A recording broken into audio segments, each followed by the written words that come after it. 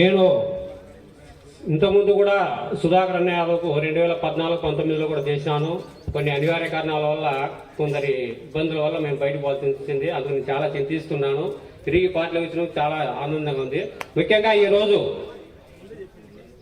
పుట్టా సుధాకర్ యాదవ్ గారి ఆధ్వర్యంలో మరి ఆయన యొక్క సమక్షంలో నేను, నా కుటుంబ సభ్యులు, నా మిత్రులు, నా స్నేహితులు, నా సన్నిహితులు, నన్ను అభిమానించిన మా ఓటర్లు, ఇక్కడికి ఇచ్చేసినటువంటి అన్న సురేష్ నాయుడు గారికి, వెంకటరమణారెడ్డి అన్న గారికి, ప్రభాకర్ అన్న గారికి, అన్నవరం సుధాకర్ రెడ్డి గారికి, నా మిత్రుడు తాయారుసిన గారికి, మా అల్లుడు ఇక్కడ రాంబాబు గారికి, అదేవిధంగా సంజీవ్ రెడ్డి గారికి, రామసుబ్బారెడ్డి అన్న గారికి, హుస్సేన్ సాగర్ గారికి, అందరికీ ఇక్కడికి వచ్చినటువంటి పార్టీ లీడర్లకు, కార్యకర్తలకు, పత్రికా విలేకరులకు అందరికీ పేరు పేరున ధన్యవాదాలు తెలుపుకుంటున్నాను.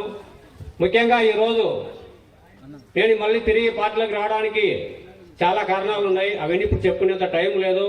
కానీ నా ఉద్దేశం ఒకటే, 2014-19లో కూడా కొన్ని కారణాల వల్ల మేము చాలా కృషి చేశాము. అయినా కూడా దురదృష్టవశాత్తు ఓడిపోయినాము. ఈసారి ఎట్లయినా 100% అందరం కష్టపడి అన్నను భారీ మేరటితో మన మైదుకు నియోజకవర్గం నుంచి గెలిపించుకోవాలనే కసి పట్టుదలతో నేను ఈ కార్యక్రమంలో అందరికంటే